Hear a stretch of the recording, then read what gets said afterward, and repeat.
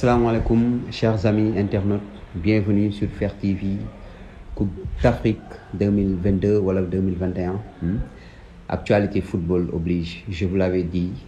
Dinañ dem à chaque fois seeti ñi nga xamante ni voilà seen xam-xam màcc na ci wàllu football am nañ ci expérience bi wala benn vécu. Donc tey jii nii ñu ñëwoon fii nii seet ci benn grand boo xamante ni nii c'est un ancien footballeur. Actuellement un coach qui est dans le milieu. Grand maa ngi lay ziar. delloo naa la ziar. Mbaa yaa ngi si jàmm. maa ngi sant yàlla bu baax. waa tey jii ñu ñëw bon mun naa ni à l'improviste fekk la sa kër nga toog di daf mel ni kan bi ngay suivre nii de. waaw kan bi mooy actualité bi moom laay suivre nii quoi. ok d'accord donc depuis kan bi commencé dafa am benn émission boo xam ne moom la ñuy faral di def. di seeti ki ñëpp ñi nga xamante ni nii seen xam-xam màcc na ci football. wala mos nañu football wala ñu am benn vécu quotidien par rapport ak le foot. donc balaa ñuy dugg proprement dit dans l'actualité du CAN. ñu ñëw d'abord waxtaan ak yow par rapport ak sa vécu sportif xam nga sa carrière mën nañ xam grand art bi mooy kan ak fan la jaar. waaw bon grand art bi comme ni nga ko waxee d'abord maa ngi lay nuyu di nuyu ñi nga àndal nuyu sa caméraman di nuyu waa Fer TV yëpp nuyu mbokk auditeurs yi mbokk téléspectateurs yëpp maa ngi leen di nuyu et peut-être que damay def benn bref résumé rek par rapport à ma carrière parce que mën na am xëy na su ma fi nekkee di ko wax tey duñ fi gaaw a jóge et j'ai appris à jouer à Figmich waaw fa laa jouer sama cadet jouer fa senior pratiquement coupe yi nekk ci nawetaan yëpp fa laa ko gagné ak ñoom nekk seen capitaine d'équipe aussi. J'ai joué championnat Sénégal Ligue 2 joué naa ko deuxième division joué naa première division j'ai jaar naa ci pas mal de clubs fii bi ma paree nag ma def sama reconversion nekk entraîneur yàlla def na ma nekk yor naa ay équipe nawetaan aussi tu as vu et donc léegi maa ngi yor benn centre formation bu ñuy wax Oslo Football Academy fa laa nekk ci équipe première bi comme entraîneur. D'accord dinañ ñëw léegi ci académie bi mais avant cela ñu wax tuuti par rapport ak sa parcours gis nañ ne parcours bu riche la mais période bi ngay football est-ce que tu as eu à avoir la chance xam nga d'être sélectionné en équipe nationale wala jaar nga ci. waaw bi may joué am naa présélection mais awma sélection am naa présélection en junior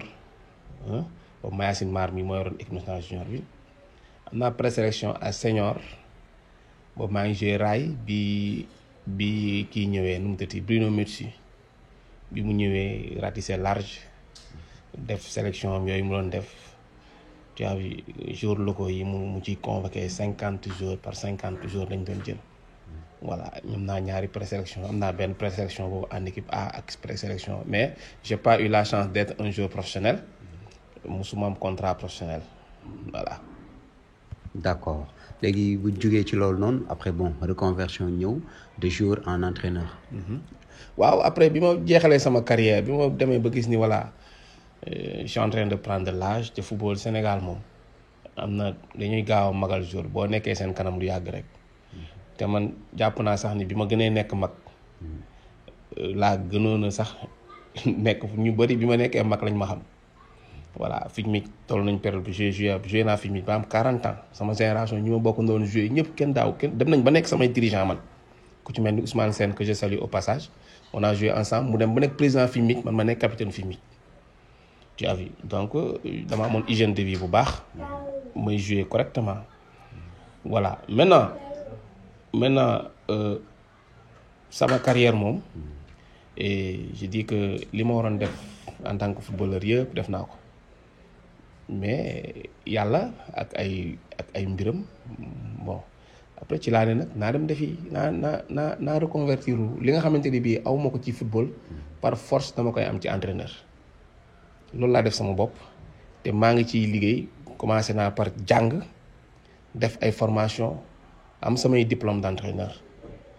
qui va me permettre aujourd'hui di entraîner équipe bi gën a mag en Afrique commencer au Sénégal dem en Afrique pourquoi pas dans le monde entier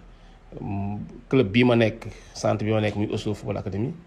je travaille ak benn président boo xamante ni bii daf may jox opportunité may dem def ay formation en Europe def formation fii Afrique def formation au Sénégal donc fu formation am rek daf may inscrire ma dem def ko. D'accord donc avant ñuy dugg carrément proprement di ci aar bi coach mën nañ xam lan moo la gën a marqué par rapport ak sa carrière football lan nga gagné mu marqué trop wala peut-être lan nga ci amoon comme déception. waaw bon li ma marqué ci sama carrière football mooy premier trophée bi Figmich gagné parce que ñun bi ñuy nekk xale di jouer Figmich boobu Figmich dañ ko doon dóor ay 8-0 bu ñu tiragé poule yi Figmich mooy njëkk a toog ñun ñu màgg nag nekk ay cadet di jouer nekk senior ñu ne nag ñun dañuy relever défi boobu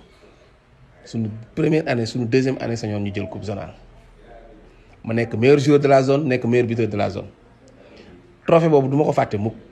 C'était un défi quoi. C'était un défi parce que teroon nañu période boo xamante ni bii club yi nekk équipe yi nekk fii zone Guédiawaye ñëpp ñu bëggoon jël parce que xamoon nañ ñun ñooy doole Figmich léegi pour wàññi doole équipe bi nag équipe bu nekk day ñëw proposer xaalis dàll mais nous on a dit non il faut que ñu gagner quelque chose à Figmich bu ñuy dem ñu doog a dem. On a resté, on a travaillé, on s'est sacrifié ba yàlla suturaal ñu ba ñu gagné trophée boobu foofu ak Figmich. D'accord maintenant et le boulot d'entraîneur est-ce que c'est quelque chose de facile? Non, c'est pas facile, c'est pas du tout facile. Un entraîneur dafa war a jàng balaa ngay xam ni un entraîneur dafa war a jàng rek nga dem defi formation. boo demee def formation ci ngay xam ne entraîneur dafa war a jàng les gens pensent que entraîneur c'est facile ku mu neex toog def sa analyse wax lu la neex mais bu ñu la joxee équipe tey ne la préparer l'équipe bi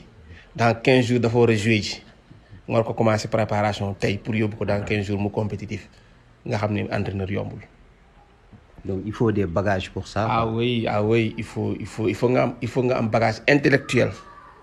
am niveau d'étude bu fort bu kawe. pour mën a am nu mu tëddee niveau d'entraîneur bu kawe d'ailleurs sax niveau direction technique bu Sénégal bi seen direction technique ñu ngi def ay session de formation tuddee ko ay licence C licence B licence A mooy premier degré deuxième degré troisième degré mën nga am premier degré te doo am licence C parce que licence C bi pour nga am ko dafa am moyen bu ñu lay laaj te boo amulee bagage intellectuel yooyu doo mën a am moyen boobu. D'accord kon mën nañ dire que ni c'est assez complexe parce que parfois nga gis joueur bu mën a football def lu nekk ci football ñëw day peine pour nekk un grand coach nga gis koo xamante ni nii fooyewul football ñëw nekk un grand coach lan mooy def différence bi loolu. mais tu sais damay jël toujours exemple ci José Mourinho. Il n'a pas été un joueur professionnel de haut niveau amateur le jouer championnat amateur le jouer mais tey mënoo citer 5 entraîneurs yu gën a xarañ ci àdduna bi te tuddoo José Mourinho. Guardiola a été un très bon joueur mais il n'était pas excellent parce que tactiquement lu doon jouer. Il n'était pas technique. Tactiquement Guardiola da doon jouer mais aujourd'hui mënoo citer entraîneur te waxoo Guardiola. Zidane macha allah bi muy joué ñëpp xam ni Zidane mii jinne la mu ñëw nekk entraîneur yàlla di ko ci suturaal mais xoolal kële nu mu tëddi anglais boobu nekkoon Chelsea Lampard bi muy joué il fut un très bon joueur mais il a des problèmes pour coaching donc coaching n'a rien à voir ak grand joueur fii Sénégal y a beaucoup de grands joueurs yu fi jaar nekk de très bons joueurs def seen reconversion yor ay équipe mais dañuy yóbbu équipe bi ci mbay gi parce que entraînement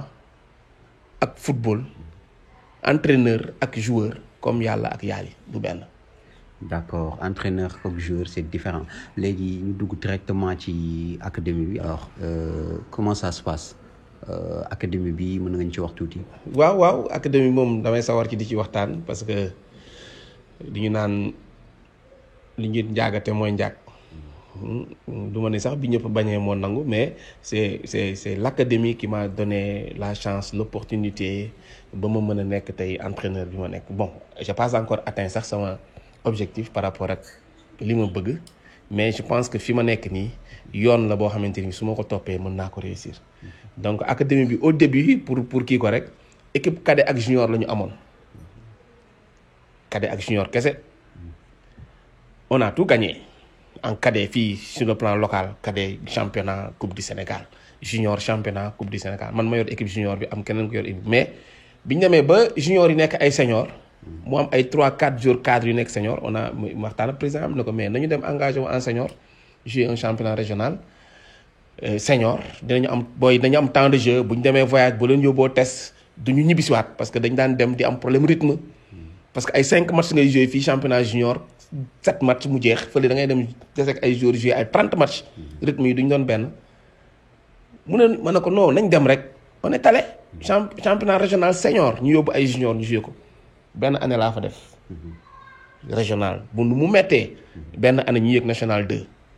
nu mu mettee benn année ñu yëg national 1 nu mu mettee benn année ñu yëg ligue 2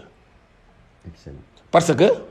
xale yooyu mooy roon ñu nekk en cadet ak junior ñoom ñoo ñëw di jouer en senior étant ay junior les yeux fermés ils parviennent à se retrouver.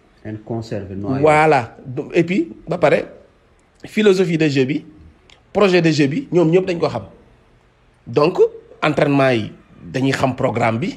dañuy xam lundi li ñuy def dañuy xam mardi li ñuy def bu ñu demee fii la ñu war a taxaw lii la ñu war a def donc match yi booy seetaan da nga naan lii dafa yomb waay alors que liggéey la boo xamante ni bii dañ ko commencé depuis 2013 ñëw ba 2017. ñu doog a jël équipe senior di jouer championnat régional loolu tax 2017 2018 2019 ñetti saison yooyu yëpp taxawaaluñu ci benn catégorie dañuy ñëw rek romb nekk jël meilleur buteur jël meilleur joueur voilà j'ai été 2 fois successif meilleur entraîneur de la saison. Est-ce que ça veut dire que kon système européen bi moom nga jël inculqué ko fii nii. non du man maa ko inculqué c'est un projet bu président bi ñëw teg te moom nee na moom foofu lay liggéeyee foofu lay xoolee. li am foofu ci lu baax. lay ñëw teg fii ñun étant équipe amateur. mën nga préciser foofu pour que internautes yi xam. cela veut dire que ça Norvège. Norvège nu mu tëti en fële nu mu tëti Portugal. donc pour vous dire que aussi que li am foofu ci lu baax ñun en tant que équipe amateur boo ñu seetaanee ñu ñëw terrain ni ñuy comporté woo da nga naan ñii ay professionnels lañu. joué nañu coupe du Sénégal. nekk équipe bu amateur nekk 3e division te c'est AS Pikine mu nekk Ligue 1 Amadou Bari gars yi bi ñu ñëwee fekk ñaari équipe di échauffé wu xàmmewuñu ban mooy équipe Ligue 1 ban mooy équipe bu amateur ñu gagné leen 1-0 dem jouer Teungueth FC mu gagné ñu 1-0 ci ay conditions yoo xamante ni moom vraiment mooy loolu pour te dire que c'est un projet boo xamante ni ñun dañoo gëmoon ni lii bu ñu ci demee day dem parce que il a mis tous les moyens man damay faral di wax ni ñeewuma entraîneur Ligue 1 ñeewuma entraîneur Ligue 2 parce que je suis bien c'est pas sur le plan pécuniaire du xaalis de du xaalis mais cadre bi may liggéeyee moo ma doy manqué wu ma matériel je m'entraîne tous les jours ci stade Amadou Barry chaque jour dafay louer 2 heures am nañu chaque jour du lundi au samedi 8 heures 10 heures Amadou Barry te am na ay club Ligue Pro Ligue 1 Ligue 2 amuñu loolu ci mbay gi ci suuf su bëri si la ñuy entraîner. donc yaa ngi am ay joueurs yoo xam ne ñu ngi jóge fii di dem à l'extérieur. waaw ñu ngi am ay joueurs yi dem ku si mel ni cité naa la sànq Crépin Diatta bi muy ñëw si ñun cadet la woon mais Crépin jéewul sax lu mat 7 match 8 match cadet ñu indi ko ma yor ko indi ko en junior benn saison jéewul sax lu bari mu nekk équipe nationale junior dem coupe d'Afrique dem coupe du monde après dem Norvège. ak ban joueur nga ñu mën a citer fii. John Lopy Lamine Diack fii la jaar Mohamed Ndiaye mooy actuel sax demi centre U20 yi championnat équipe nationale U20 boo koy seetaan Mohamed Ndiaye mooy seen axe central bi. Youssou Sène ci U20 yi la nekkoon U13 yi seen U17 yi seen gardien de but bi Pape moo ñu góolu actuellement Ligue 2 te ci U13 la nekk. actuellement ci sax ci U20 yi la nekk mais mooy góol fi mu nekk nii suñu équipe bu championnat Ligue 2 bi ñu joué pour te dire que ñun suñu équipe bu championnat bii ñu yor ñuy joué senior moyenne d'âge bi 18 ans la 19 ans la. d'accord léegi en résumé daal on peut dire que lépp base bi la ak liggéey daal. kese professionnalisme. waaw man j'ai appris ça. et gis naa résultat yi. gis naa ni xale mooy football. te xale ci nga mën a liggéey gis ci résultat léegi boo yàkkamtiwulee da nga koy commencer tey mu wóor na ni fii ak semaine bii di jeex par exemple di nga gis résultat bi. tu commences avec l'enfant à partir de 13 ans parce que fi mu nekk nii am nañu ay U7 U9 U11 U13 ñëpp ñu ngi entraîner dootuñu recruter ñun duñu recruter joueur ci yeneen club yi nekk fii sauf mu nekk extraordinaire. ñun ñooy former suñu bopp suñuy joueur comme ñii sama doom bii ni ñu toll nii ñu ngi foofu di kii donc ci kaw loolu joueur bi buy ñëw ci équipe première bi day fekk tàmm na déjà les kii péripéties yi xam na affaire yi xam na nu muy demee tout ça bu ñëwee rek mayonnaise bi dafay jàpp.